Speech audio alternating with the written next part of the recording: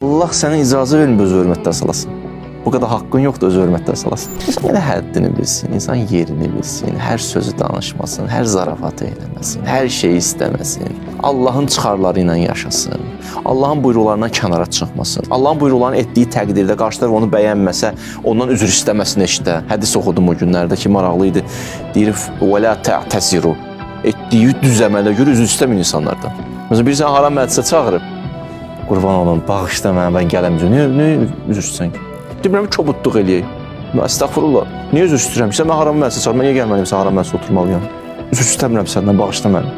Demirəm, kobudluq eləyək. Hə, indi bir başa da salaq. Amma insanlar biraz belə bir xüsusiyyət var bəzən. Harama çağırıb, mən gəlmə üzr istəyirəm. Mən niyə üzr istəyim axı? İnsan gələk, o həddir ki var, o ilahətlər ki var, o hədləri qorusun. Və imkan da verməsin ki, qarşı tərəf o sərhədləri aşsın.